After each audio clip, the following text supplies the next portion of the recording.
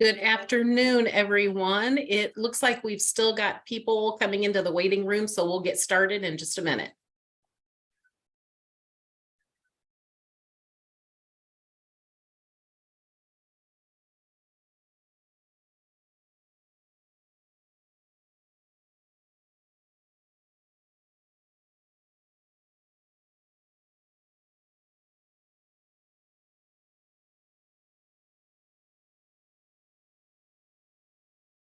Okay, well, it's a couple minutes after, so we will go ahead and get started.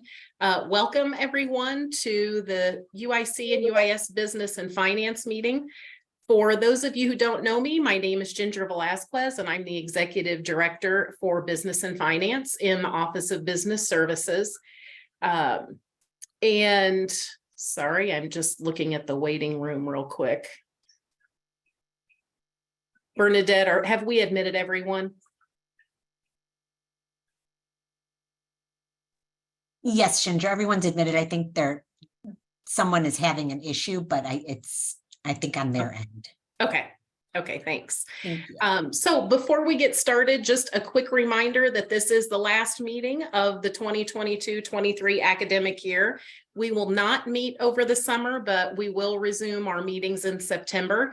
And as usual, if any items come up during the summer, please feel free to reach out to our office. Just a few housekeeping items. You have all been placed on mute, so please type any questions you have into the chat.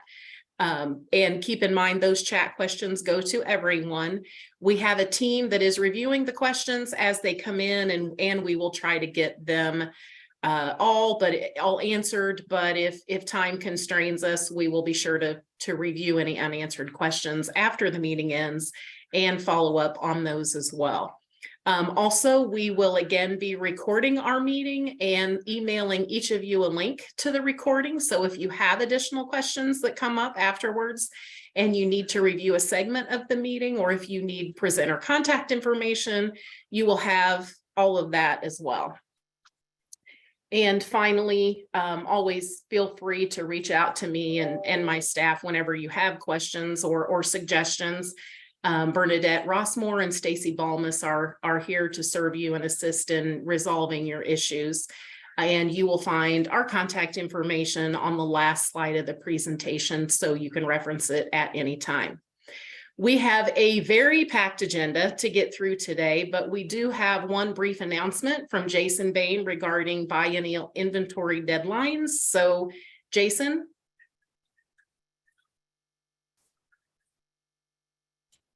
Thank you, everyone, for this quick opportunity. Magdalena wanted me to remind everybody about those biennial inventory due dates. As you can see on our table here, UIC, we are 95% complete with our certification. So there's still some units that have not completed that process, and the deadline was March 31st. So again, keep that in mind. UIS is the next one here. Again, 61% at this point, but May 31st is quickly approaching for that initial certification that is required. So again, please keep in mind those. We are not extending the cycles for 2023. Again, all the COVID restrictions are done, so the expectation is to meet these various deadlines. System office, again, we've got participants here on that side of the ledger, if you will, that August 31st. So we won't have another opportunity to meet like this to present. But again, keep an eye on that August 31st deadline. And then any of those pending resolutions, those items that weren't taken care of during that process, please note those deadlines as well. And when I'm done with my part of the presentation here, I will quickly put some links in the chat box.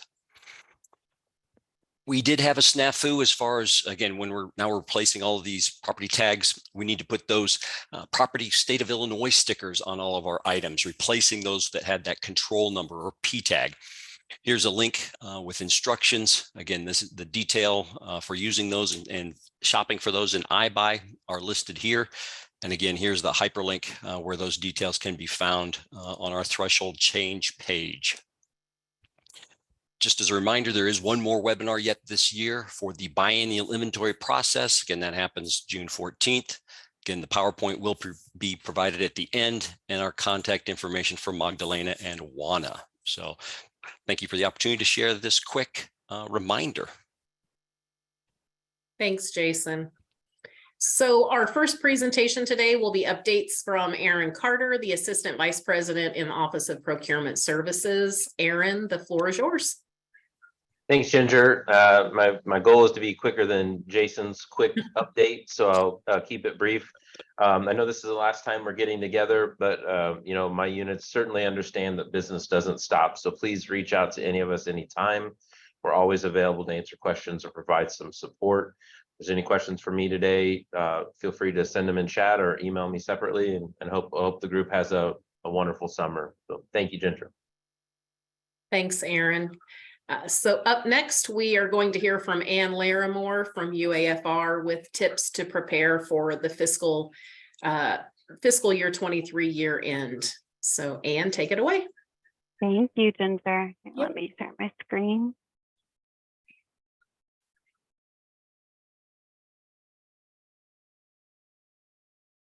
And can you all see my screen okay? Yes. Well, hello, everyone. I thank you for this opportunity today to give you some updates and tips for FY23 year end. It is May already, and I can't believe it, but year end in July is right around the corner. My name is Ann Larimore, and I'm with University Accounting and Financial Reporting. So as you all know, our fiscal year end is on June 30th. The university is very decentralized. Therefore, we're reaching out to you because it's really up to each department to ensure that the information for your department is properly recorded for year end. I just wanted to note some dates here on the screen. So period 12, which allows all units to backdate to June 30th on entries, will close on July 14th, that Friday right here, at 5 p.m. Therefore, all your journal vouchers and feeders need to be entered into Banner by that time. We at UAFR would actually recommend that you get them entered into Banner by that Thursday before the 13th, just to ensure that they posted correctly and that the information is looking correct in Banner. The period 12 financial statements will then be available on July 17th in systems like My UI Financials, Eddy, Mobius View. These would not include any entries that are going to be posting in period 14. So period 14, which only select system offices like my office have access to backdate to June 30th, will close on July 28th. And then the statements that contain the period 14 information, as well as all of period 12, will be available then in Eddy, My UI Financials, and Mobius View on July 31st. So really, we wanted to present just to let you all know about some resources that are out there. So here you can see a snippet of our year-end webpage, which contains our FY23 closing and FY24 opening procedures document. These procedures help explain the guidelines for closing the current fiscal year and opening the new fiscal year. They contain all the critical dates and have a range of topics anywhere from fact sheets to state funds to payroll, property, gift funds, grant funds.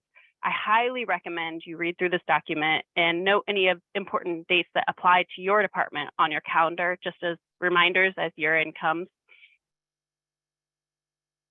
In addition to reading through the document, I recommend you sign up for one of our year-end Zoom webinars. So we have two available this year. There's one the morning of May 24th and one in the afternoon of June 6th.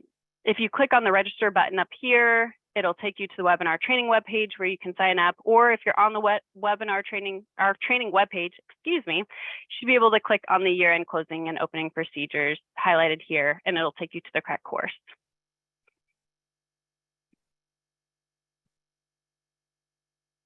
Under our year-end procedures webpage, we do have a sub-web page that's solely dedicated to labor redistributions. I recommend that you read and review this webpage and take notes of any year-end deadlines. Please note that units and UAFR cannot do labor redistributions in period 14. So the labor redistributions must be done prior to the close of period 12. And you can see in the snippet here, it says July 13th at 5 p.m. is the last day to post your labor redistributions for FY23. One of my payroll expert colleagues asked that I similar to the JVs and the feeders, that we urge you to please make all your labor entries and redistributions earlier. That way you can ensure that they actually posted correctly and banner is looking correct. I'll also note that the labor redistributions on state funds need to be completed before the state lapse period closes on August 31st. So I've included some contact information here. So if you have any questions on payroll accounting, not UPB type questions, but payroll accounting questions, then you can reach out to UAFR payroll accounting at ulinois.edu. And if you have any questions on the state fund or lapse period, I would recommend contacting Bridget Toe. She is our state fund expert. I believe she's also attending this meeting as well. Also, under our year-end webpage, we have a sub-web page solely dedicated to fact sheets. So fact sheets are my area of expertise. Fact sheets are the tools we use to collect any information on accruals or deferrals that need made on your self-supporting fund or your health service plan fund. On this webpage, you can see we have the critical dates listed here. Fact sheets this year end are due on July 19th at 5 p.m. We also have training resources like job aids and reference tools on this webpage. And I don't have it listed here, but if you do go to the year-end fact sheets webpage, the FY23 fact sheet Excel attachment, the Excel template that you fill out is already available. So you can download that, save it to like your homepage or your shared drive somewhere, and you can start recording any accruals or deferrals that you are aware of now. So for example, if you have a prepaid expense or unearned revenue where, let's say you received revenue this month for a conference that's going to be in August, you can already start listing it now to get ahead of the game. Similar to our year-end webinar, we do have a webinar specifically for fact sheets in the afternoon of June 22nd. If you have a self-supporting fund or a health service plan fund, I do encourage you to sign up to either learn about the process if it's new to you, or just get that annual refresher on what needs done. It only happens once a year, so oftentimes it's good to get a refresher. Roger Fedenhagen and myself will be presenting at this webinar. So the link to the webinar is on the fact sheet webpage, and it will take you there directly to sign up, or you can get to it from the webinar and trainings webpage under that year-end fact sheet.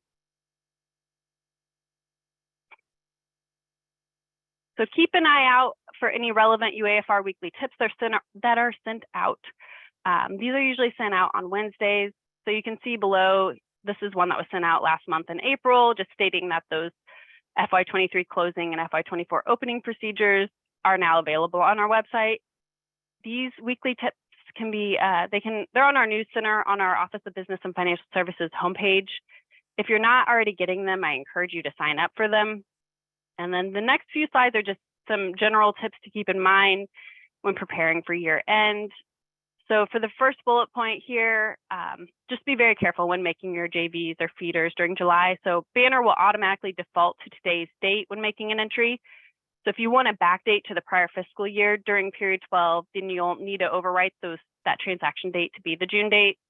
For example, if you're posting a transaction on July 6th, it's going to automatically default to July 6th. So if you want it to post to June 30, you're going to have to type over with June 30. And then for the second bullet point, just note that both state funds, the 1023 and the 1024, will be open in July and August. Fund 1023, it remains open through that lapse period. So make sure you are assigning the correct state fund whenever you're making your transactions. And don't wait until September to reconcile your 1023 transactions, as the fund will be terminated at that point. Let Bridget Toe, our state fund expert, know if you do have any questions on the state fund. If you no longer need a fund or program, please submit a termination request. This will ensure that there's no rogues or misclassified transactions posting to that fund or program, and it'll just be one less fund or program that you need to worry about, reconcile, or if it's on a self-supporting fund or health service plan fund, one less fund that you need to submit a fact sheet on. The last day to terminate funds or programs for FY23 year end is June 16th this year. So if you do not get your fund or program terminated by that point, then it will have to wait until after year end in August.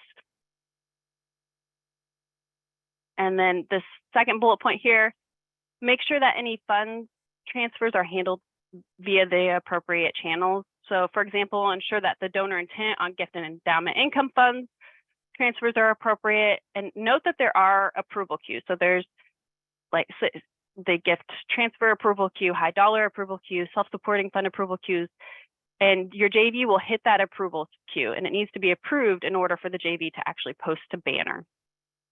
And for the second one here, note that you cannot transfer funding on state or ICR via JVs using expense account codes. Instead, you should work with your applicable budget office to transfer budget using the appropriate budget adjustment request or BAR form.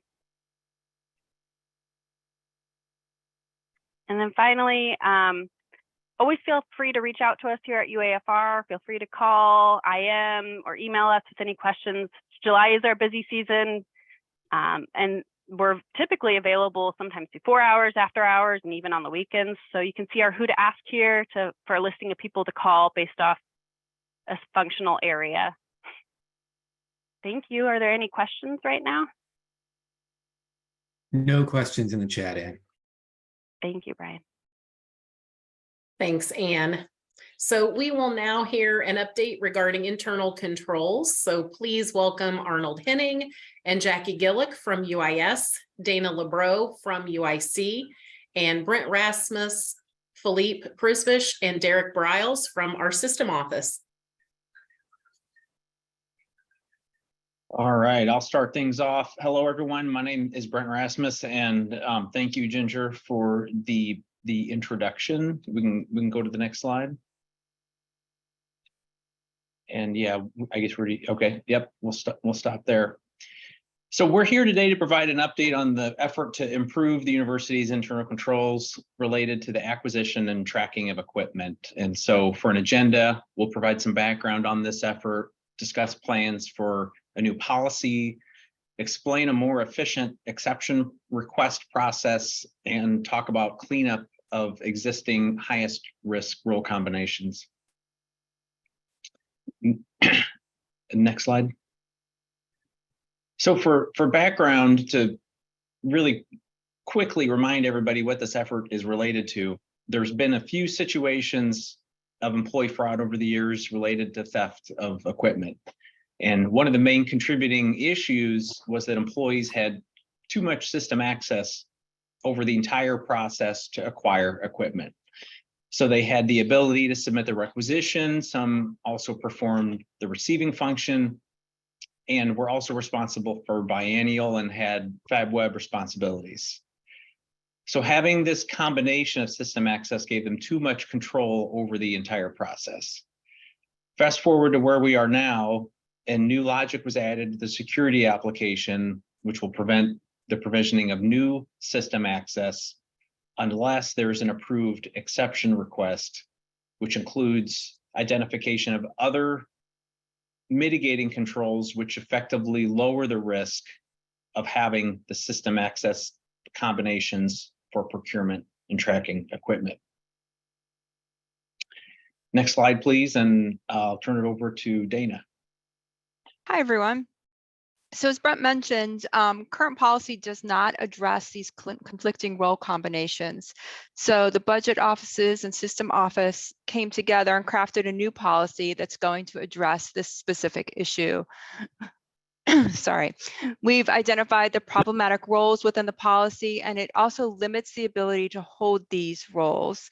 It does allow for an exception and provides procedures for how to obtain an approved exception. I know Derek and Philippe are going to go more into that. The policy is currently being fine-tuned, and it'll be sent through the usual channels for open comment, and it's going to be published in the fall, along with a new platform to submit those exception requests. The exception requests will be valid for 2 years or less, and renewals will be submitted through this new application. So what can you do between now and September when the policy goes live and the exception requests application is available? You can start looking at those employees that have these conflicting role combinations. Here at UIC, we have over 275 employees currently that hold these conflicting roles. So you can go to the internal controls page on the OBFS website. Thank you, Derek, for putting that link there. and filter down into your college or unit and start looking at the employees that hold these roles. Many of them are due to maybe outdated roles that someone holds. Maybe people have switched positions, but if you could start focusing on this now, I think this will really help the rush for submitting exception requests in the fall. I think with that, I'll turn it over to Derek and Philippe.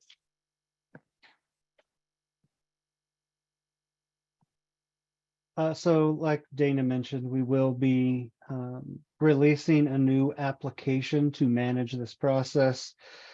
So if you're not familiar with the current process, on that same website that Dana just mentioned, there is a link to a web form through which exception requests are currently submitted. It's a working process, but there are certain limitations. Some of you who have submitted these requests know very well about these limitations. One of them is about reminders. So approvers of the requests are notified via email, but they're only notified once. And there is a chance that those emails are, if not going to spam, which is very rare, they are going to the other category if you have the focused mailbox on in Outlook. And then there is no way for a submitter or an approver at any level to log into the system and see the status of requests relevant to their college or organization.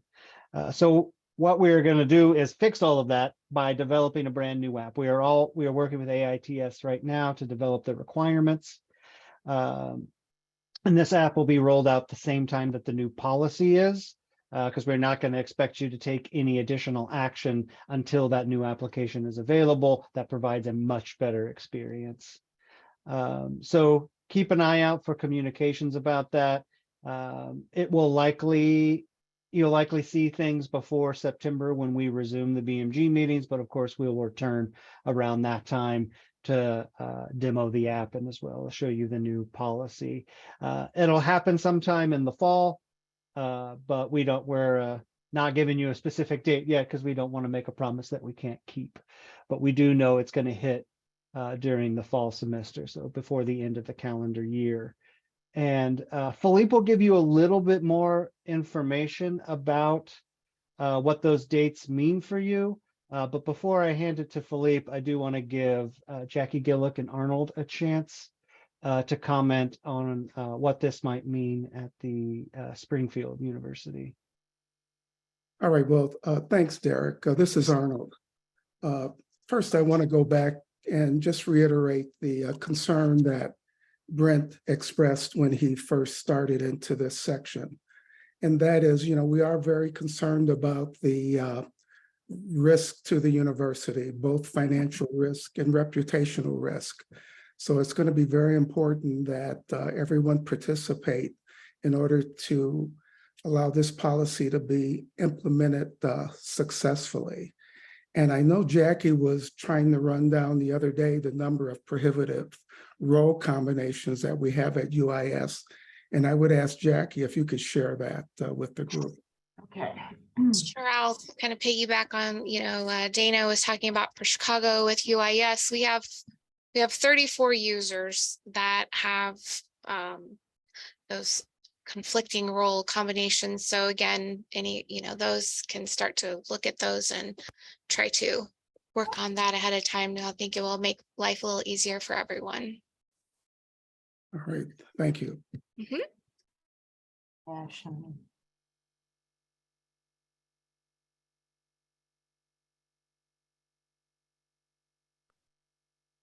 Hello, everyone. I'll walk you through the cleanup process. When we started this effort a couple of years, 3 years ago, right before the pandemic hit, we had more than 1,200 users with prohibited role combinations. Right now, we are under 500 number, 400 something. So as you notice, that effort already produced successful results. And we've grandfathered those folks who did have prohibited role combinations. You will see those users on the Tableau report on the website that Derek just shared, but nevertheless, that grandfathering is temporary. So ultimately, we need to remove those prohibited role combinations. And there are two ways of doing it.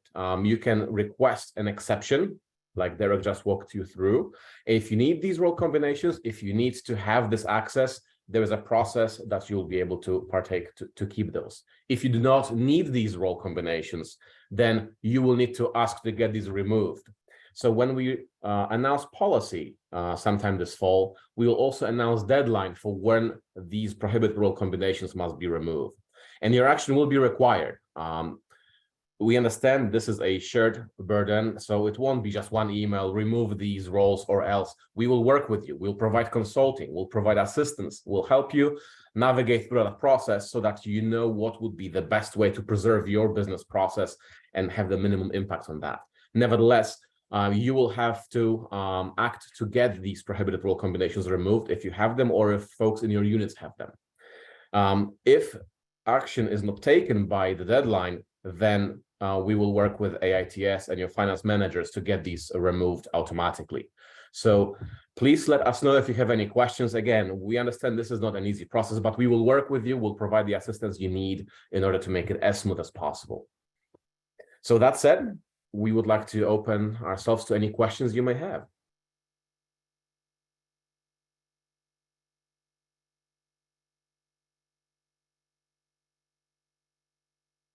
I don't see anything, Philippe.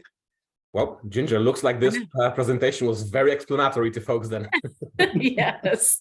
So thanks everyone for the updates on internal controls. And next up, we will again hear from Philippe and Derek with an update on the website redesign project. Thanks, Ginger. Yep. So like we said, it'll be Philippe and I talking to you again, hopefully this time about a topic that you might find slightly more exciting. So the OBFS website redesign, we've talked to you about it before, but we wanted to give you one last update before these meetings end for the summer.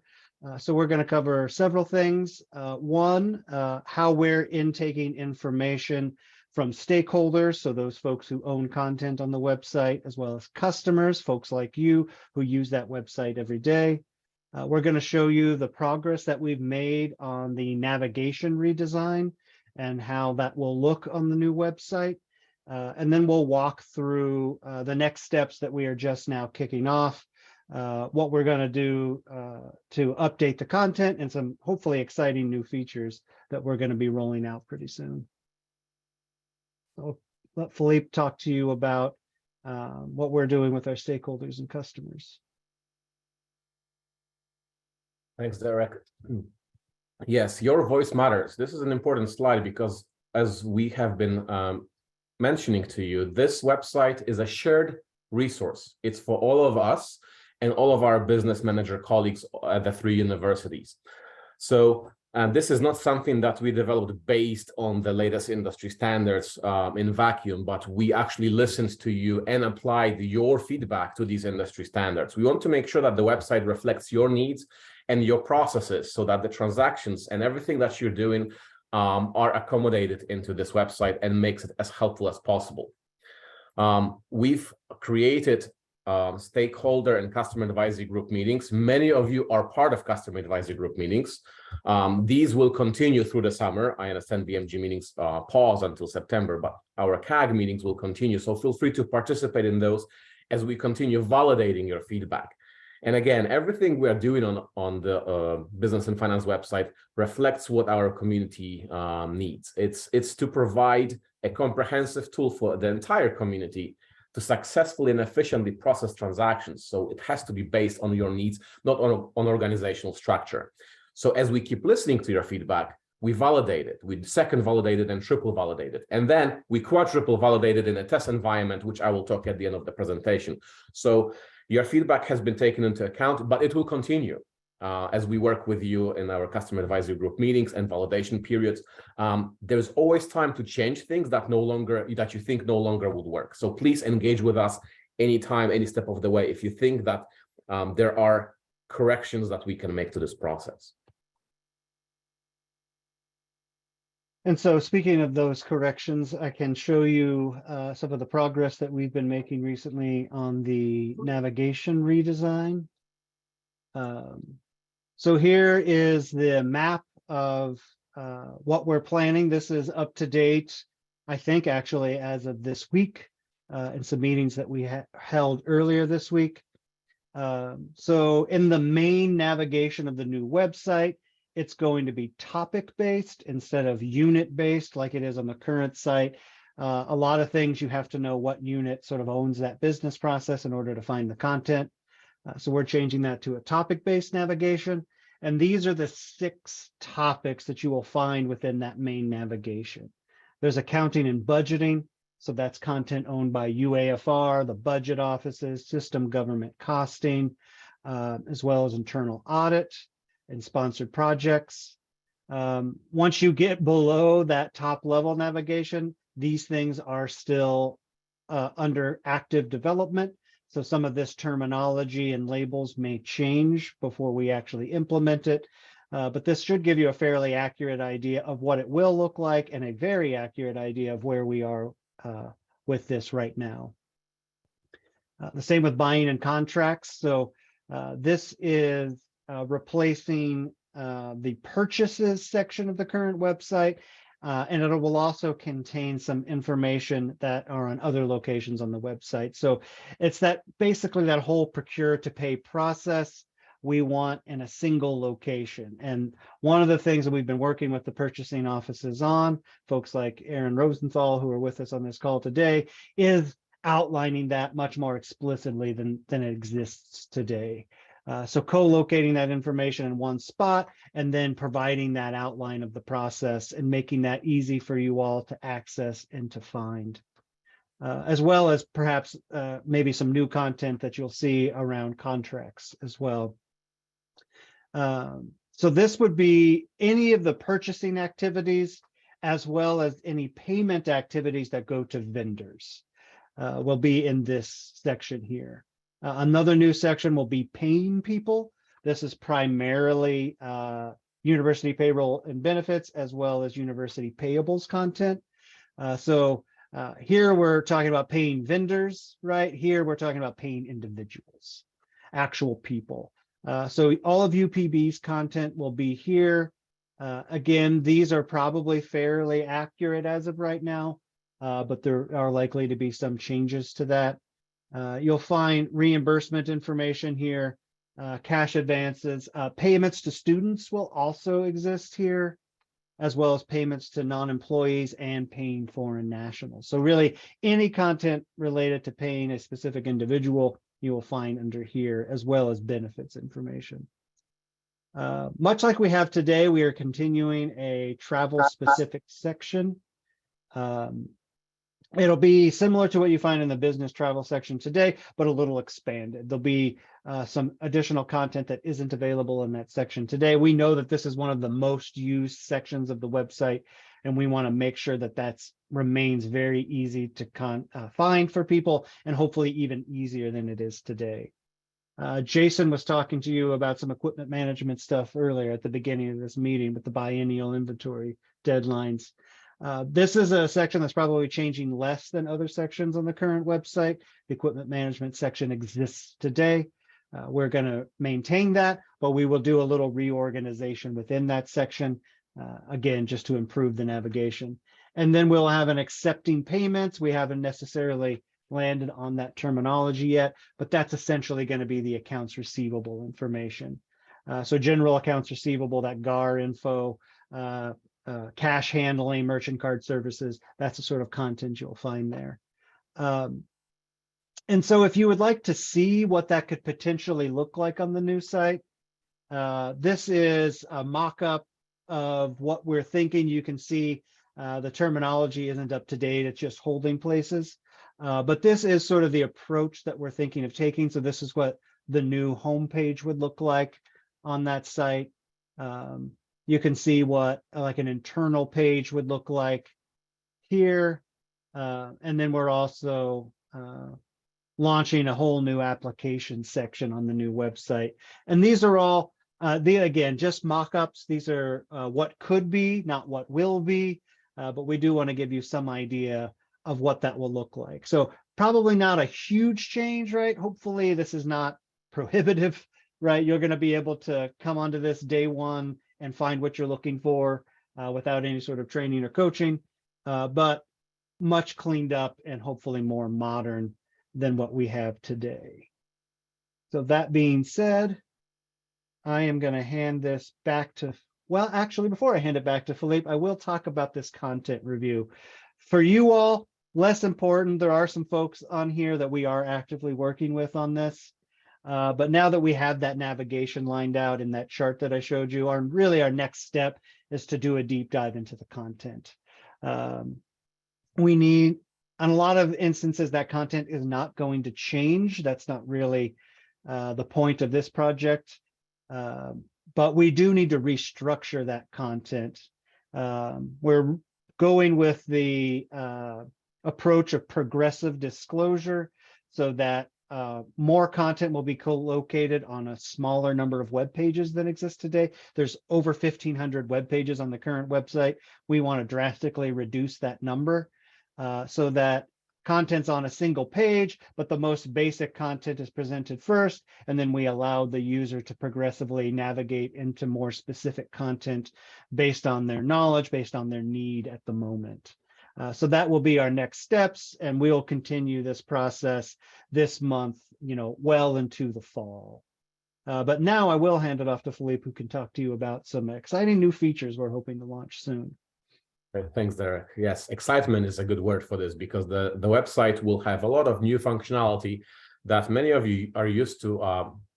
Industry standards developed websites, but are not present on the outdated OBFS website. And if any of you remember in our other meetings, stakeholder customer advisory meetings, Bill Patterson doing some research and finding out that the OBFS website, as you see it today, was launched in 2006 and hasn't been changed since then.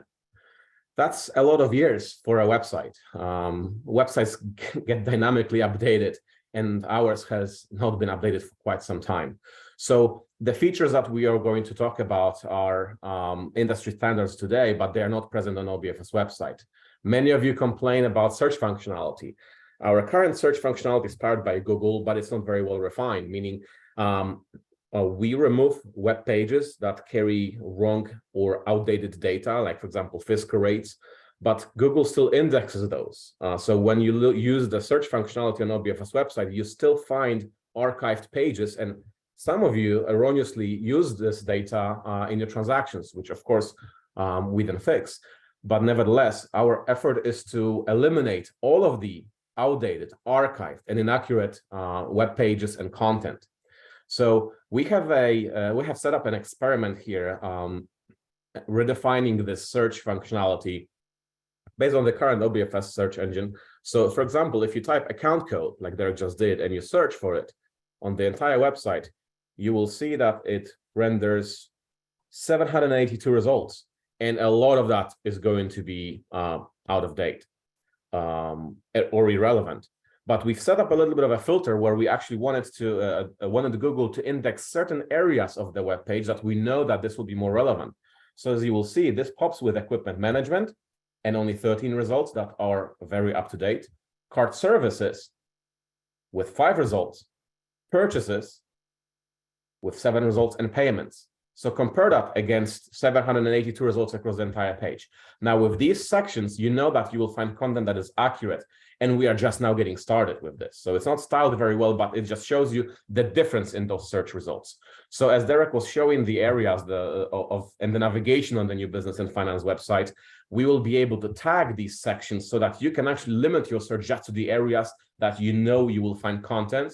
You can scan the entirety of the website, and you can scan the policy if you'd like to also, but you can also narrow your search to the areas that you already know you will want to search. And if you don't do that, our search engine will narrow it for you anyway and show you where this content that you're looking for might be visible, because we will tag these areas of content. So then if you are looking for equipment management, but it also shows in cart services and in other areas like travel, then you will know which result you're really looking for. So that's one interesting functionality that we are implementing.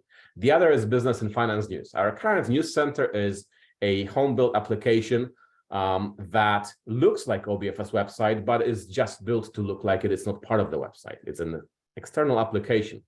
So when you receive the business and finance news, most of you consume those within your, within your email, but many of you would like to go back to communications you received 3 months ago. And then very often you will struggle to find that communication, because unless you know exactly what the subject line was, you won't be able to find any content using keywords. And sometimes multiple communications may be related to each other, but you will not know that if you just look at the subject line. So our new news center will be powered by WebTools, which is an application that is maintained across the entire enterprise. Many of you are familiar. Many of your units use WebTools for blog, forms, and a variety of other functionalities. And it will be the new engine driving the news center. So it will have more accurate metadata. You'll be able to tag the news based on the time, the keywords, the areas, and the subject of business information that you're looking for, and find everything you need in a much more user-friendly, visually appealing, and graphical way. So these are just the 2 functionalities among many that we will be developing on a business and finance website. And these 2 we are planning to actually launching with an OBFS website to test them with you. So you may see those before the actual business and finance website is launched. The final bullet point, I know we're running out of time, is the 3 environments that we already have developed: production, development, and test. Test is the first one that we will invite a handful of you to try to play and break the website. That is that validation I mentioned at the beginning of this presentation. We want to make sure that everything that we heard from you has been implemented the way you wanted us to implement. And if it's not, the test environment will allow you to see and correct us if we are wrong, or validate and tap us on the back if we are right. Once this is done, we will move to development environment where we will develop the rest of the website. Then we will test it for accessibility and vulnerability. And once that is completed, then we'll move to production where everyone will see the website. So please look forward to those. And again, and many of you attend our customer advisory group, so you will be kept up to date. Otherwise, we will see you again in September and provide you additional updates on our progress. That said, Ginger, if there are any questions, we are happy to address them. No questions at this time. So thanks, Philippe and Derek, for those updates. And we were scheduled right now to take a short 5-minute break, but I am going to ask that Brian Zumpf, the policy coordinator from our system policy office, provide his update, and then we will take a break after that time. So Brian? Thank you, Ginger. Policy continues with its comprehensive policy manual evaluation and has met with subject matter experts from Group 2, and that includes Section 2, custodial funds, 11, gifts and endowments, 13, accounting, and 16, research and contacts.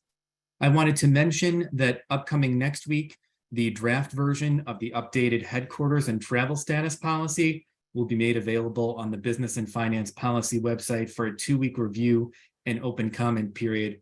Highlights of this update include details concerning when an employee is on travel status, when employee travel status begins and ends, employee reimbursement eligibility for occasional trips to campus, definitions of applicable terms, and updated resources. Of particular note in this updated policy is a new statement concerning reimbursement for an employee's occasional trips to campus that reads, quote, "Upon department approval, fully remote employees may be on travel status and eligible for reimbursement when making occasional trips to campus," end quote. Please note that when departments are making decisions to reimburse fully remote employees for this type of travel, they should be consistent in making those decisions. Since we last met, we've published policy 8.7 cell phone and data plan business expenses, with an update requiring that only business manager unit approval be needed for pagers and other one-way communication device expenses. We've also updated policy 12.5.2 expensed lease or housing stipends for a non-university owned residence or apartment. This rewritten policy provides 3 pathways for a lease or stipend, depending on the length of the term and whether or not the Board of Trustees will be a party to the agreement.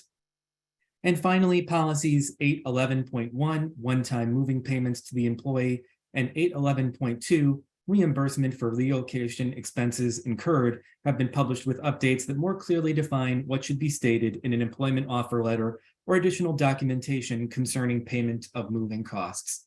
If you have any questions on these or other policies, always feel free to contact myself, Brian Zump, Stacy Balmez, or Zach Langheim. Thank you. Thanks, Brian. So we are running a little bit ahead of schedule, but as always, we will go ahead and take a 5-minute break. So I have 1:46 right now. So if everyone can return in 5 minutes, we will get started with a presentation from University Payables. Thank you.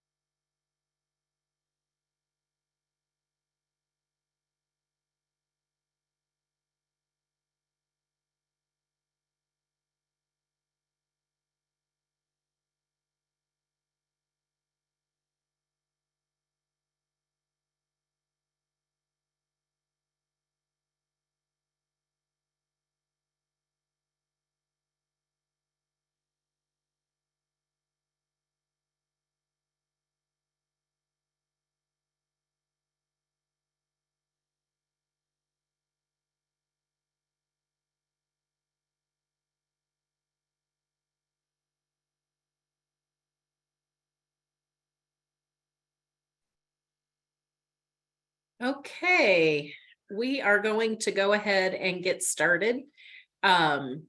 Melissa Plotner is going to provide a quick update from University Payables and with regarding year-end updates. So Melissa, the floor is yours. All right, thank you, Ginger. Let me grab this screen here quickly. Okay, so we are, of course, talking a lot about year-end this year. And so in preparation of that for the payables side of things, I wanted to point out to everybody a few quick dates that are going to be very important and some changes that we've made in the Chrome River system. So this year, our deadline to submit any FY23 transactions to University Payables is July 5th at 5 p.m. So we are going to do all in our power to make sure everything that has reached us by that deadline is posted into the FY23 fiscal year. If we are able, we will approve as many things as we possibly can, but to ensure that your transaction is posted appropriately, please make sure you have it to us by the end of the day on July 5th. This would be for any travel that started or occurred before June 30th and any PO related invoices that you have for goods or services that you received prior to July 1st. So last year in Chrome River, we were learning and it didn't go as expected, but we've done some substantial testing this year. And we have found out the steps that we have to take in order to impact the posting of transactions. So last year on the header screen of Chrome River, the budget fiscal year was not updated until after all the periods had closed.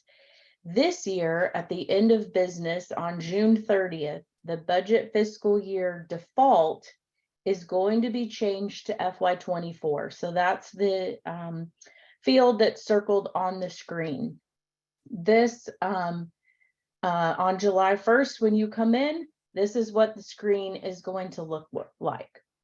So it's extremely critical that on July 1st, if you are creating an expense report that should be posted to FY23, that you modify that drop-down box and select FY23 from the list. That selection is going to drive the posting date of that transaction in Banner. We in Payables will be reviewing those. We will ask questions if we have any. But if you can catch that up front, that prevents any additional time added to the review of a transaction if we have to ask any additional questions. And anytime there is a return, you know, we add on to that time frame of getting it in and getting it back and all the way through all the approvals before our timeline runs out on July 14th. So you will see, if you have access to the invoice module, that there is not an option currently to select a fiscal year. This will be our first year end. Going through the invoice module, we will be working with Chrome River to see if we can add additional fields where we could select or drive a fiscal year. So as of June 30th, at the very end of the day, we will be working to make sure that we have every invoice transaction that's been submitted that's in our possession approved so that we get those posted as of June 30th. Anything that comes in after that date that is in the invoice module, it will be posted to FY24, but we're working on reporting and data capture so that we can appropriately get that information to UAFR. So then on July 17th, when we all come back to work, any report that is still out there that has not been fully approved by Payables and posted to Banner that has that FY23 designation selected on the header screen, we'll have to return that to you, the unit, and ask that you update that. So On July 17th, regardless of the expense date, everything will have to be posted in FY24. We're asking units, if you have FY24 transactions, if you can hold on to those FY24 transactions until July 17th. We've worked with card services. We're going to suspend the notifications for outstanding transactions during this lapse period. But we're really trying to focus on making sure that we have everything with FY23 approved and processed. So by keeping those FY24 transactions sort of on the back burner, it allows us to not have to sort through them. And it also allows us to focus more on getting those FY23 transactions completed. So a reminder from the purchase order payables side of the house. We do seem to have a lot of invoices on hold right now. So we have started a campaign of reissuing those hold notification emails. They're going out in batches of a couple hundred at a time. Just a reminder to the units, if you can work with us or work with your purchasing office to resolve whatever is causing that invoice to be on hold, we still have time to get those resolved and processed through before we get to June 30th. A reminder, if you have anything that requires a receiving report, please get those receiving reports completed. Check your banner and iBuy approval queues. Make sure that you can approve things out of there before we get to that very last day. And an important update to your vendors is if your PO number changes from year to year, if you have a standing order with a vendor, please make sure that you provide that new PO number to your vendors. So we recently in April kicked off a payables discussion session where we did an overview of university payables. We just hosted our second one regarding some vendor maintenance topics.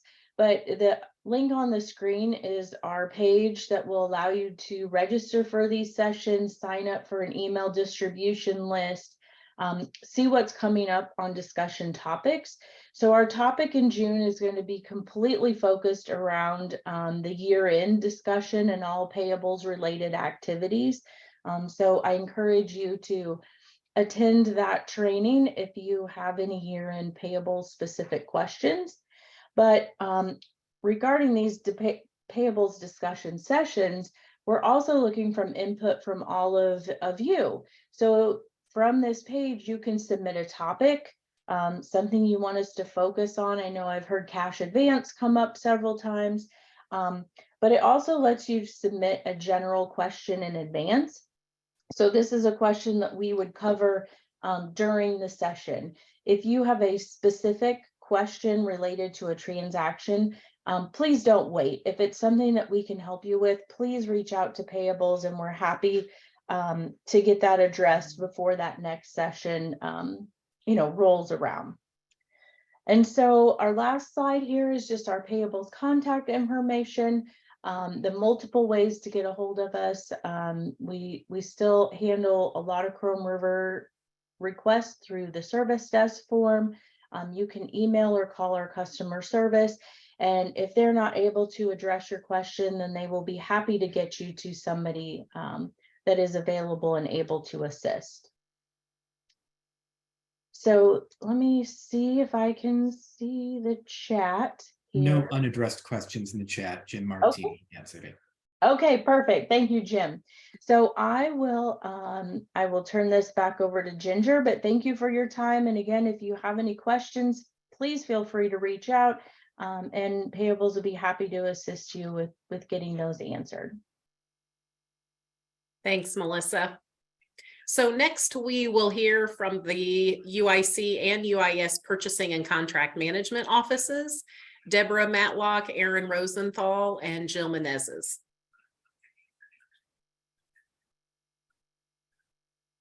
Thank you, Ginger. Yep. Okay, we're going to give you some updates and we may sound a little redundant, not unlike our other presenters in terms of year-end issues. Next slide. And I'm joined today by Aaron Rosenthal, who's the Senior Associate Director here at UIC Purchasing and Contract Management. And of course, Jill Menezes, who is the Director at UIS Purchasing and Contract Management. Today, we want to talk again about FY24 renewals as well as new orders. The FY24 accounting period was opened just at the end of 2022 calendar year. We really want to remind you to submit your FY24 requisitions as well as any FY23 requisitions that need to be filled prior to the fiscal year end. Remember to allow sufficient time for processes to be completed and approvals to be obtained.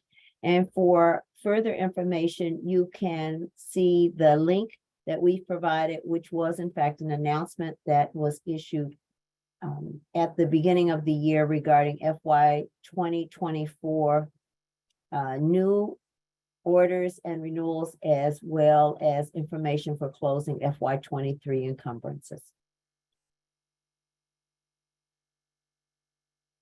iBuy should be used for all requisitions and purchase orders. This does include both regular and standing orders. This is for both, correct, Jill? Both UIC and UIS?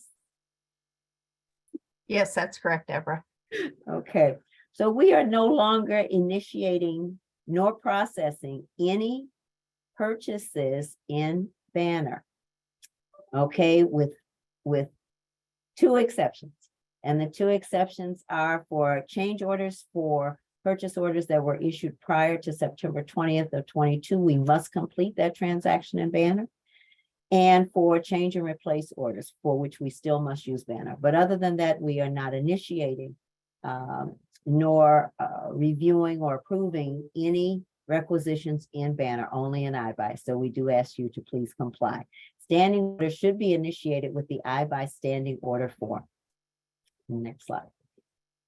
Payment terms other than net 30 have now been available in iBuy for a couple of years. And so if you have any questions regarding non-net 30 or non-standard payment terms, they can be addressed under this job aid requesting non-standard payment terms, but also you can add in the summary tab of the iBuy requisition under billing options, your non-net 30 payment terms. Please note that if there is in fact a request for a prepayment or a deposit, you must also utilize the University Payables Special Payment Request Form. I spoke about that that change orders, against any, my computer just keeps pinging me, I'm sorry. I think that there are a lot of requisitions coming in right now. As I stated before, that as of September 20th of 22, any change requests for orders that were processed prior to that date must be completed in Banner. However, any purchase orders issued as of September 20th will allow a change request to be processed fully in iBuy.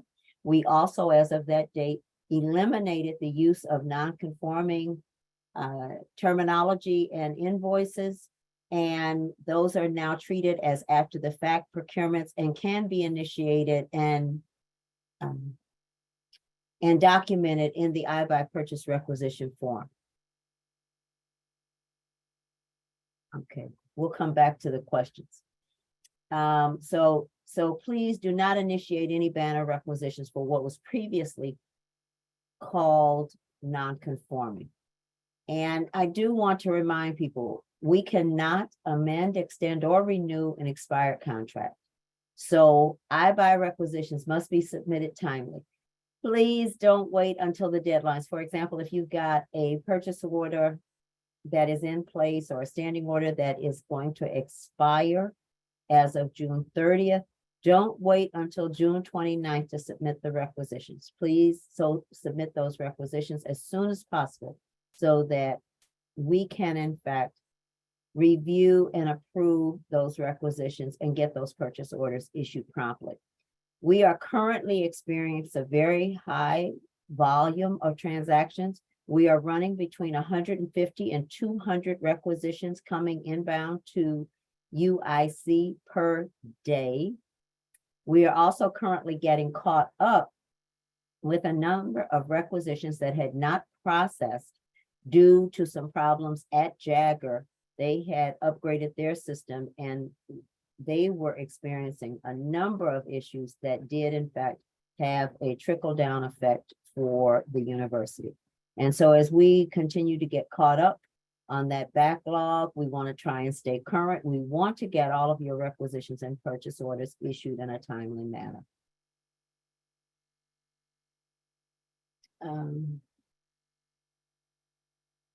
We're going to include the definition, of a standing order. Those are effectively established as master contracts with a vendor for which there are continuing or multiple requirements that are then ordered on an as-needed basis.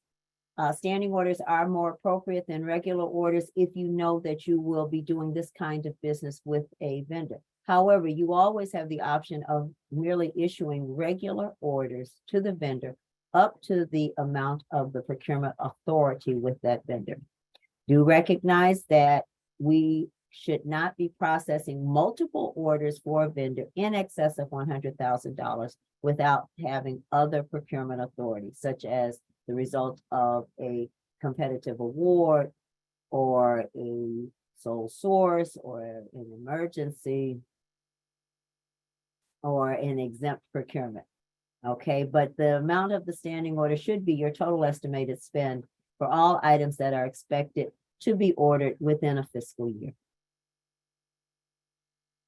Now, this is when we talk about this time, to please allow time. There is a statutory right of review by any awards that are posted to the Illinois Public Higher Education Bulletin by both the Procurement Policy Board and the Commission on Equity Inclusion. As I stated, this is applicable to competitive solicitations, to exemptions, to sole source procurement. If I said emergency, then I apologize. Emergencies are not subject to a right of review and they do proceed once posted. But unless we receive a waiver from either of those entities, from either the Procurement Policy Board or the Commission, we must wait until that 14-day statutory right of review has in fact been exhausted and expired. We get a notice from the bulletin that says that that 14 days has expired, and that's when we can in fact proceed to issue a purchase order. So that would mean that for any purchase orders that you want to be issued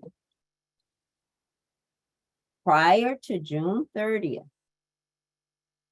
or no later than June 30th, then at the absolute last date would probably be June 12th, so that we can in fact get them posted to the bulletin for exemptions, for orders that are the result of a competitive award or solicitation, for sole sources would be June 12th.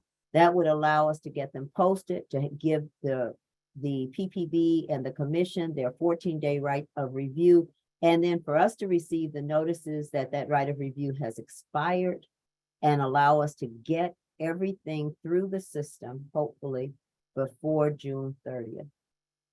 Okay, so this is really important where you might have a break in services if you don't have a PO in place, for example, where the current PO is ending on June 30th and you need to have something in effect as of July 1st.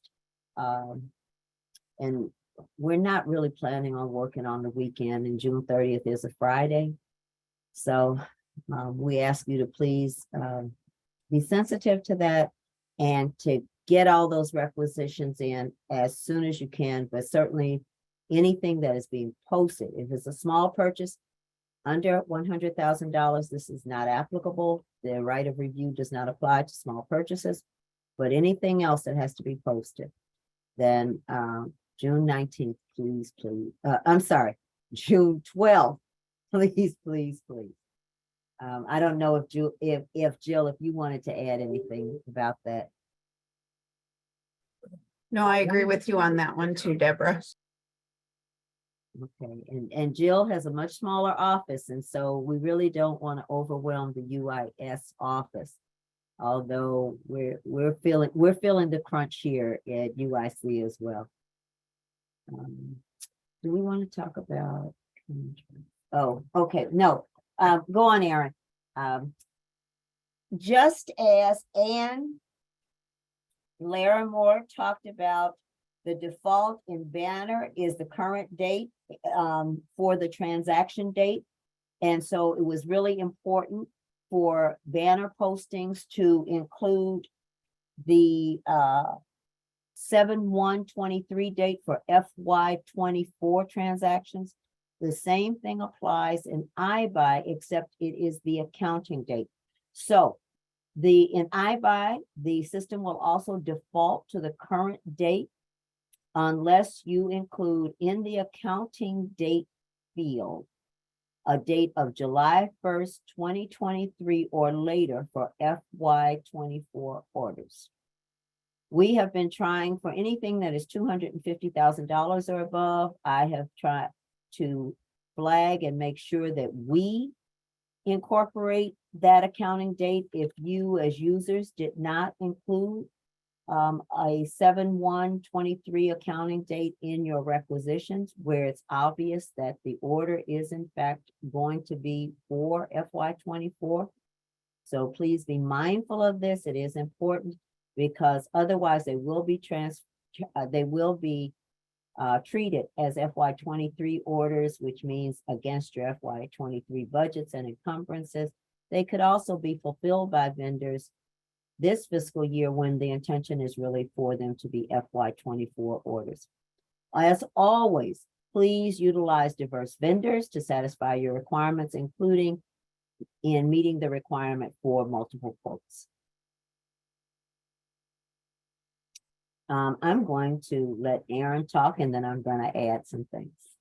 Yeah, Leslie, thanks, Deborah. Leslie, as Deborah alluded to, we really wanted to acknowledge what many of you are already aware of, which is that purchasing and contract management is processing an incredibly high volume of requisitions, contracts, and procurements. And that volume increases substantially this time of year. First and foremost, we thank you for your patience and understanding during this insane time. But also, we wanted you to walk away from today's session with some tips and tricks that will help your unit meet its purchasing and contracting needs in a more timely manner. So we have several ways that we can partner together to help expedite processing. First, the purchasing and contract process will go much quicker if you purchase from a vendor with an existing award, contract, or iBuy catalog. Those are all scenarios where the heavy lifting on the purchasing or contract process has already taken place. We recognize that the stakeholders that you support often tell you why they need to purchase from someone other than those vendors. But please, please reinforce to those you support, the process will go a whole lot quicker if they can utilize one of those existing vendors. And related to that first point, the contract process also goes much quicker with vendors that we've previously contracted with, because even if your need is a new contract for a new need, we can always mirror the terms and conditions of that prior contract to expedite things. We see this coming up with a lot of times with events. There are many, many, many venues that we've worked with before. And yet sometimes it feels like every event contract that comes up is at some new venue that we've never seen before. We realize we're probably preaching to the choir in terms of those who are on this call, but if you can please reinforce to your users who you support, the process is going to go a whole lot quicker if, for example, we work with a venue that we've previously done an event at before. Next, a reminder, our purchase order contains an authorized university signature and serves as the contract if the other party isn't requiring a separate mutually executed contract. Many of you are familiar with the I buy purchase requisition form. If certain circumstances are not present, the workflow basically goes to your department head and then goes out. You all are on the front lines and often you have those strong relationships with the vendor reps. Please help us make that appeal to the vendors that they can accept a PO as the contract, which again has an authorized university signature and can service that contract where appropriate. Lastly, the contract process is greatly shortcutted if the vendor will work off of a standard university template. Most commonly on the purchasing side, that is the contract for procurement of supplies and services.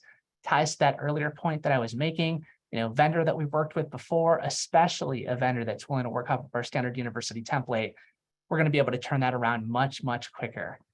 These tips all become increasingly important this time of year, but also because we're seeing year-over-year volume increases without, in many cases, the additional staff to support those volumes.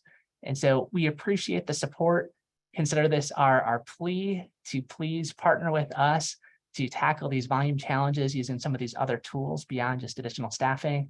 And Deborah, I think you were going to make an additional comment to that effect as well. Yes, I want to suggest, some of you may be aware of this, but purchases under $10,000 can be processed in iBuy with department head approval at UIC and UIS, right, Jill? Correct. As long as the vendor doesn't have additional terms and conditions, they can be processed on a requisition with departmental approval. And we encourage that.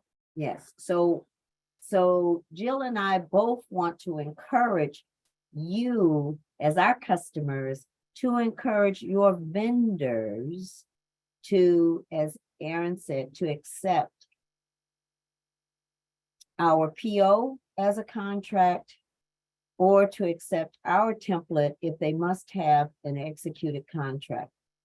It is so difficult to explain the amount of time and review and back and forth of negotiating with vendors for mutually acceptable terms when they are intransitive about their contracts. And this is particularly difficult when there are when it's a contract for something that's under $10,000. So I think, Aaron, that we pulled the data. We had 52 such contracts as of Monday at UIC that were under $10,000, where the vendor is adamant that they require a mutually executed contract. Please do know that the terms that are in our purchase order, which does include the electronic signature of the comptroller, that those terms are the same as are in our standard procurement for procurement of services and supplies template contract. I'm also going to suggest, hey, if it's one specific term that the vendor absolutely has to have, then we're going to, we're going to try and flag those and to maybe say, okay, it's going to be a PO and maybe include in the external notes subject to this specific term or includes this term, or try and do something. I'm really trying to figure out how to be very proactive and get these contracts done, particularly if they are for FY23 services. They are intended to be encumbered on FY23 budgets. So please help us help you. It's a real harsh time of the year for us. We know that we stand between you and your vendors in terms of contracting for goods and services. And so we want to help facilitate that process as much as we can. Oh, thanks, Deborah. I see a couple questions in the chat that we could hit real quick. It looks like Jill already spoke to this first one, but just to reinforce to everyone, yes, POs can be initiated now with requisitions for FY24. You're going to convey the fiscal year by usage of that accounting date field, and then potentially in the external notes can communicate to the vendor that the intent is not to fulfill that order until some date future, which you can communicate there. Question about how to confirm whether UIC has a current executed contract with a vendor already in place. Greatly appreciate that question. Depending on your Access and Contracts Plus, you'll be able to see the contracts that were processed by your own college. However, for a more broad view of that, please don't hesitate to reach out to UIC Purchasing and Contract Management, and we can validate throughout UIC and the University of Illinois system whether there's an existing contract in place. Reinforcing Jill's response to Alicia as well. By default, if the accounting date field is left blank, it defaults to the date that the PO is approved. Therefore, after July 1st, the importance of filling in that field becomes much less significant because it will default to the date that it's being created in the next fiscal year. And last question, tying to the conversation about contract volumes, what has been the standard turnaround time for contracts to be approved? Many factors that influence the answer to that question. Most notably, if a contract can be handled on our standard university template, that can be turned around much quicker than a contract done on other party paper. In particular, we've seen that software contracts that have privacy considerations are taking substantially longer to approve. And against this year-over-year increase in volume without the additional staff, times have been increasing. As always, if you have a particular operational need or particular urgency on a contract, please don't hesitate to reach out to us, and we'll do everything we can to ensure that your need is addressed. And thanks, Deborah, for the additional detail on how they can reach out to us as well. Thank you all, and we are going to get through the end of the fiscal year. It will be July 1st, one way or another, soon enough. So thank you all. So thank you, Jill and Aaron and Deborah, for those important updates. And now we will turn our attention to the Office of Procurement Diversity and Dale Morrison, who will introduce us to Impulse and Tyrone Dixon. All right. Hi, Ginger. Thank you very much. Again, my name is Dale Morrison. I am the Associate Director with the Office of Procurement Diversity. And just a couple of announcements before I introduce Tyrone Dixon with Impulse. Most importantly, one of the things that we want to kind of promote is our diverse supplier development program. And we are proud to say we just completed our first cohort. The graduation took place at UIC, Student Center East. It was well attended by the president of the university, along with other leadership and interested parties. It was a great program. If you don't know anything about it, we just founded the program last year. The first cohort consisted of approximately 24 MBE, WBEs across the state. And we have found a way to leverage the university resources to provide a development program to help these individual companies. There was great opportunity. It was a 9-month program consisting of various workshops led by University of Illinois academic instructors and other leading professionals, such as members from Chase Bank, to talk about financial matters, PTAX, and a number of DCOE. And another part of it was student-led consulting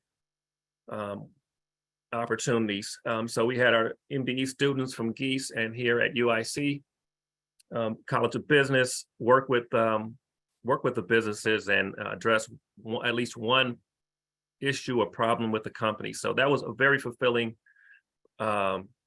project so far, and we are continuing it again. So my message for today is applications are being accepted now, and the application process is going on until, I believe, June 30th. The next cohort will begin in September of this fall. So our ask is that if you know of any businesses that you're currently doing business with and you would like to recommend them for the program, please do so. I just accidentally provided a link a few minutes ago. I'm sending. Okay, let's see if I can do this. Just send it again. So if you go into the chat box, there is a link to the app, to the page that describes the program, and there is an application link that's located there as well. So we'll be happy to entertain that. If you have any MBEs or WBs you're currently doing business with that you think would fit and that can benefit from the program, then we would be happy to entertain that. Again, there is an application process. Again, we accepted about 25 last year. We expect there to be more applications this year. But again, it's an excellent opportunity for these businesses.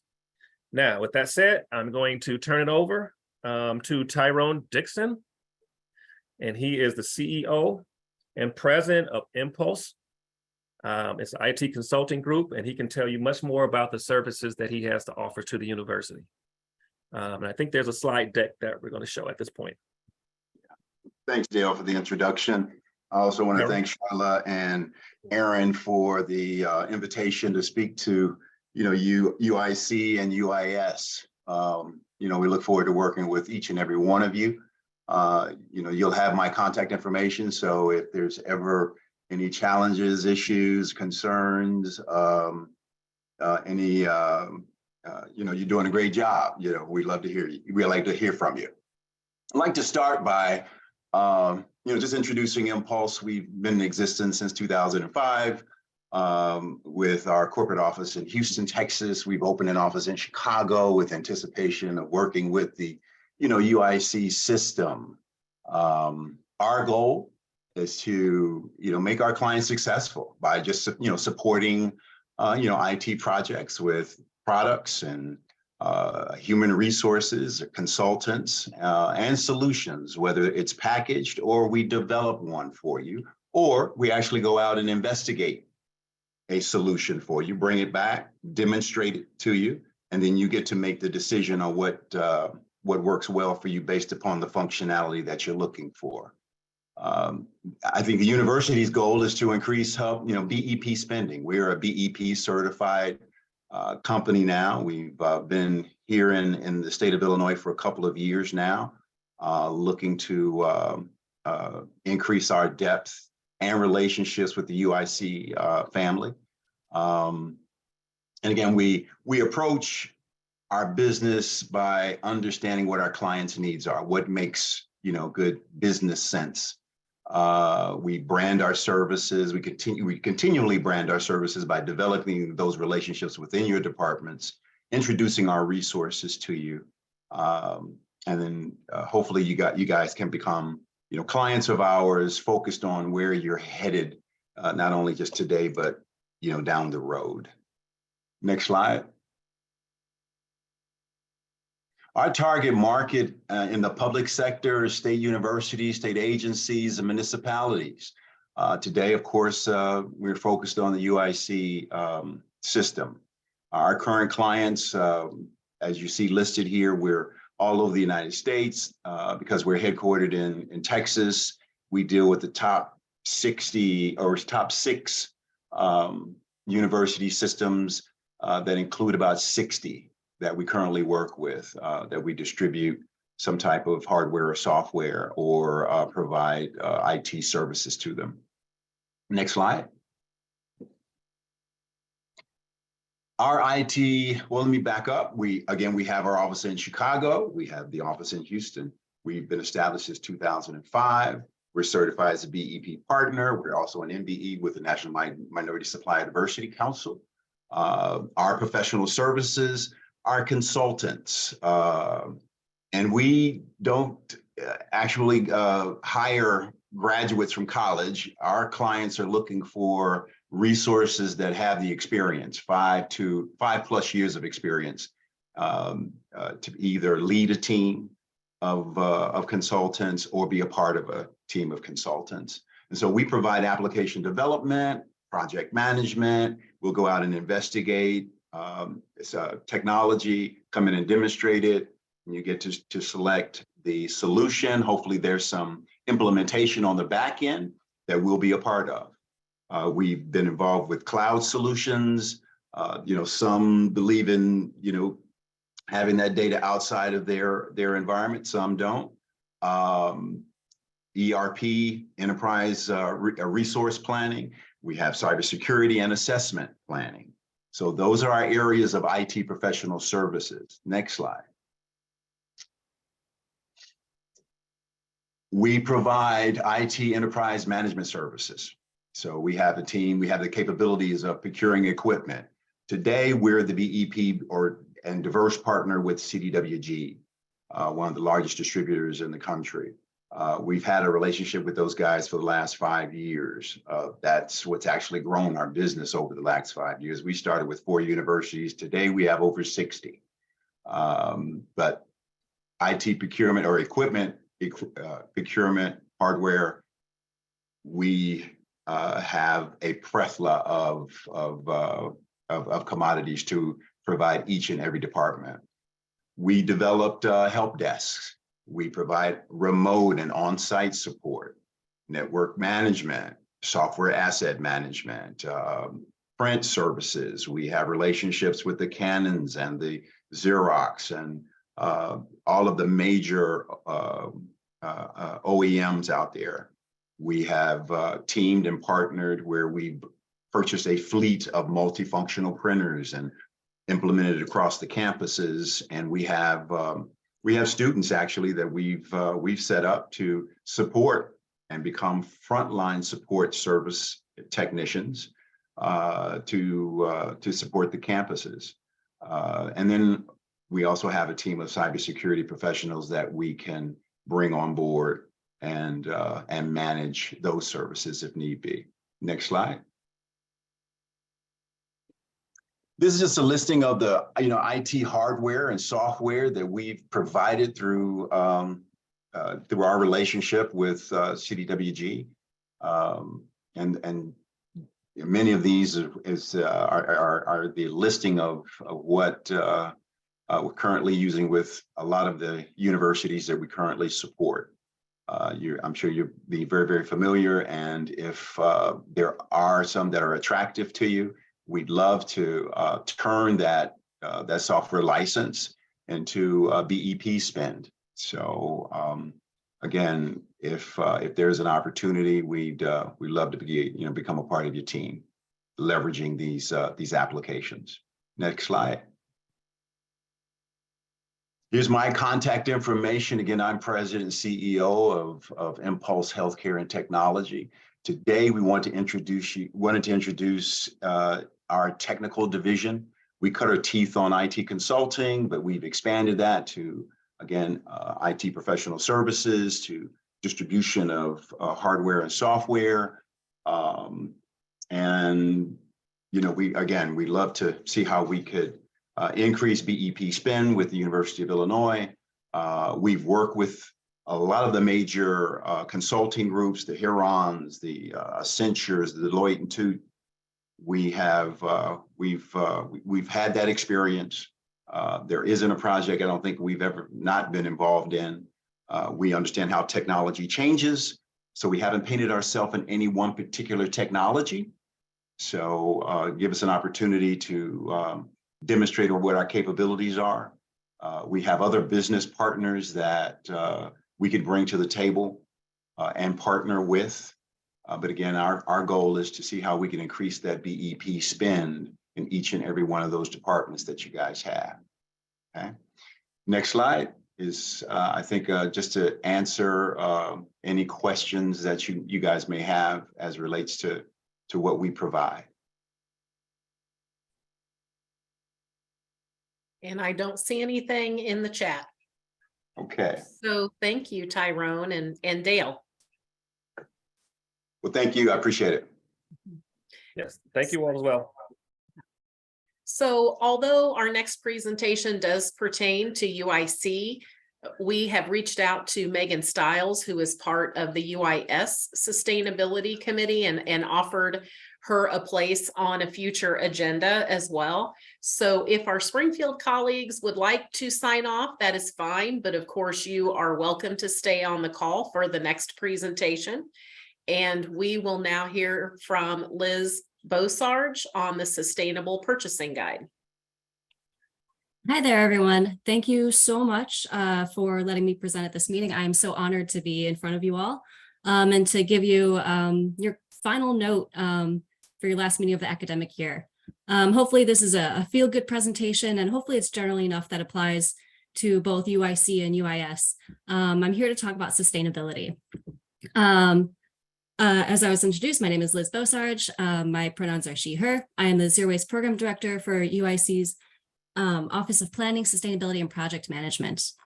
I will be talking about UIC's Green Purchasing Guidelines. But before I do, I'd like to share a bit of context for why we have these guidelines in the first place. So why is sustainability important to us? Sustainability is part of UIC's campus culture, which enhances the university's mission of student success, improving public health, and serving the communities of Chicago. Sustainability is not just about turning off the lights and saving trees and water and recycling. Those things are a part of it, but sustainability is about elevating our communities and the communities that provide us goods and services, and doing it in a way that they are not exposed to pollution, that they have fair wages and access to clean and healthful environments and safe places to live, work, and play. So at UIC, we have 4 climate commitments. They were signed by the Chancellor, and they hold us to commitments for carbon neutrality, zero waste, net zero water, and biodiversity. I'll be focusing on our second climate commitment, which is zero waste. So waste is a sign of inefficiency in a system. When I presented to this group last year, I brought this up as well. So here's some new stats on our waste data. In 2022, we had 6,730 tons of waste. 4,000 of that was landfill waste. So that brings our recycling rate to 37%. It has gone down for anyone who's been paying attention. Our recycling rate has gone down, which is not going in the right direction for us. However, the pounds per user has also gone down, which is positive, but we also are not on campus as much as we were previously. So it doesn't account for the waste that we generate in our homes. This is what we generate on campus, and it's almost a pound of waste a day. Waste is expensive. So all the things you're seeing in these pictures here, we already bought them once. We bought them once to use them, and then we pay for it again when we haul it away. So we expect to spend over $7 million in the next 5 years in hauling and tipping fees. So waste, you pay for it twice. So how can we improve our wasteful and inefficient system? We all have a role to play. All financial officers and procurement users who are responsible for procuring goods and services to meet the department's needs play a critical role in supporting the university's sustainability.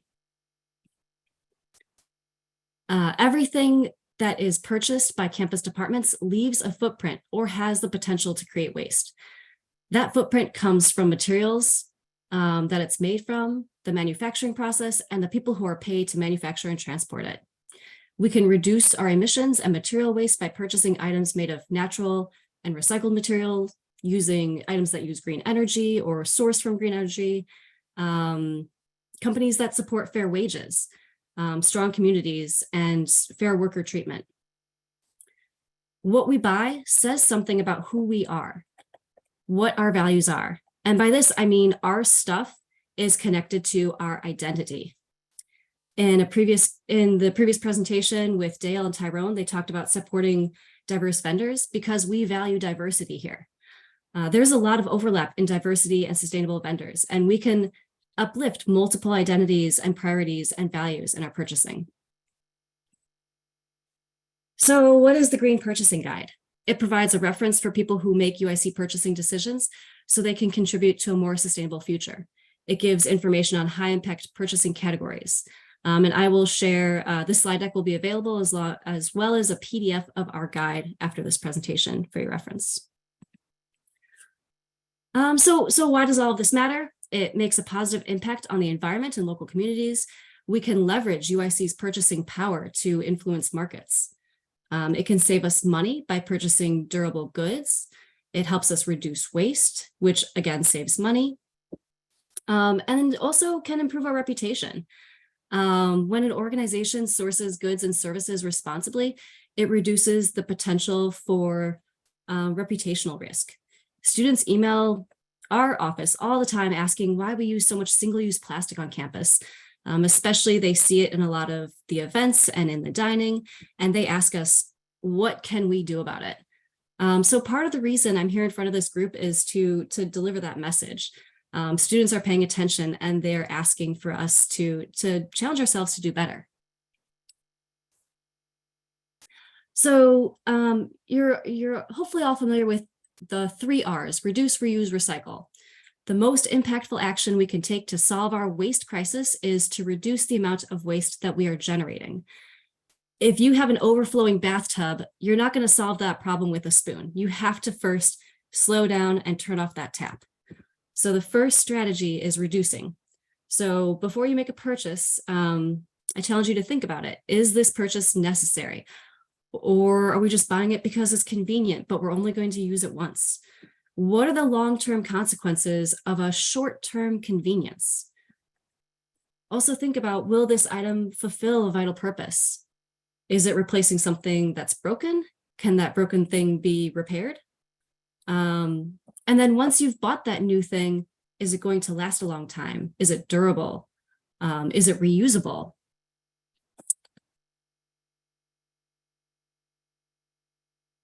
So how do we implement that? How do we implement reduction? So these are some of the strategies we can try. Going from paper filing systems to digital filing systems, reducing desktop printers, using filtered water refill stations, encouraging reusable plates and utensils, or providing your kitchen or kitchenette with those materials. If you're in a lab, using glassware that can be used and acid washed several times instead of using plastic. If you're a unit that does swag or public facing events, instead of just giving away knickknacks and things that students aren't going to keep or hold on to, consider other more engaging things like photo booths, event tickets, food. What student doesn't love food? Movie screenings or something like that. And then for events where you're providing food, avoid box lunches. I have seen the waste coming from box lunches, and it is obscene. A lot of the food doesn't even get touched. And people can't choose what they want from a box lunch and leave the rest for someone else to take because they've taken the whole box. So instead, find ways to provide an all-you-care-to-eat option on reusable or compostable plates and utensils. So taking a closer look at events and how we can reduce our waste there, challenge yourself to make your next event zero waste with UIC catering. They're very helpful with planning that, and they have all the tools to do it. Avoid box lunches, like I mentioned. Opt for reusable plates and cutlery for your menus. There is an upcharge for that, so you could also avoid some of that upcharge by working with menus that don't require cutlery, utensils, for example. So serving sandwiches instead of pasta. Also looking at broader sustainability, making sure you have plenty of plant-based options. And then we also do, in our office, we have eco-volunteers who can help supervise zero waste stations. They can bring a compost bin to capture all the food waste and organic waste, and they can help also all of your guests sort from trash recycling and compost. Another area that we can all work on is using potable tap water, filtered tap water for events and in our offices. A lot of people have already moved away from buying bottled water. I applaud you and everyone else. Try out our tap water. It's from Lake Michigan, it's local.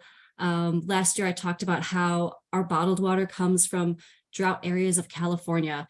And if we can avoid taking drought area of California water and instead use our own Lake Michigan water, oh my gosh, what a difference that would make.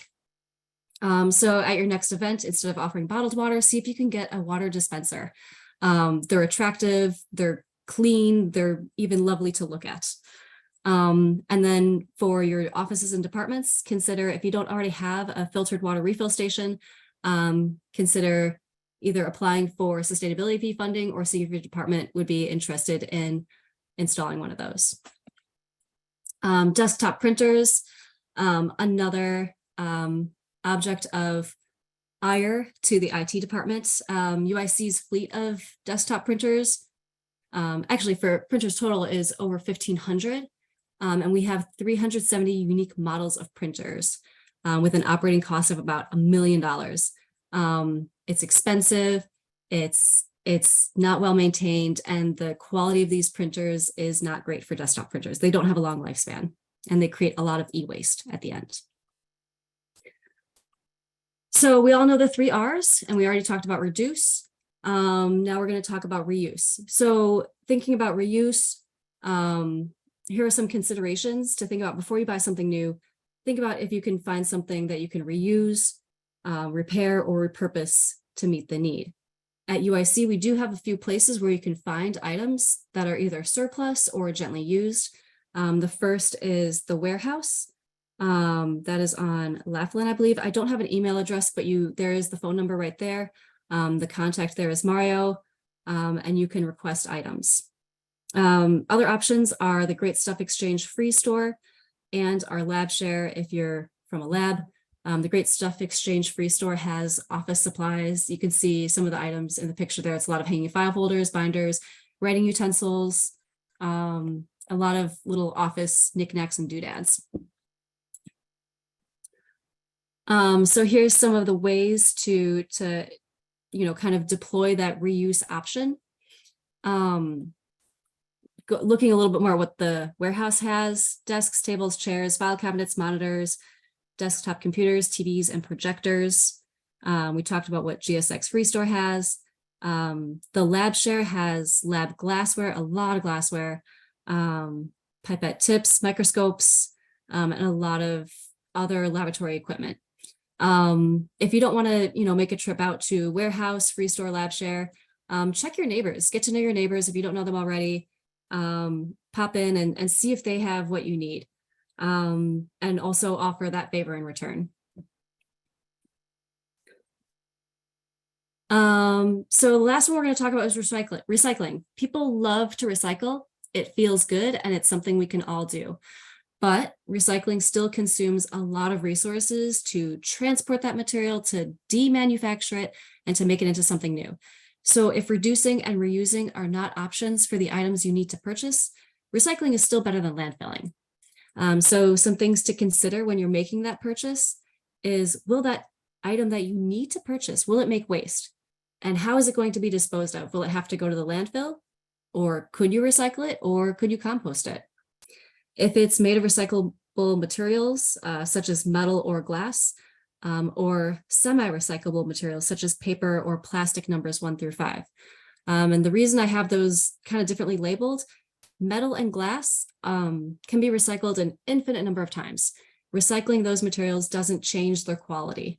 However, for paper and plastic, each time you recycle either of those materials, the quality goes down. So when you recycle paper or plastic, it gets mixed with some virgin material to make it into something new. And then the last thing to consider is it made of post-consumer recycled content? So what that means is it made of something that was already recycled once? And that helps close the loop of recycling. You're supporting something that was already recycled.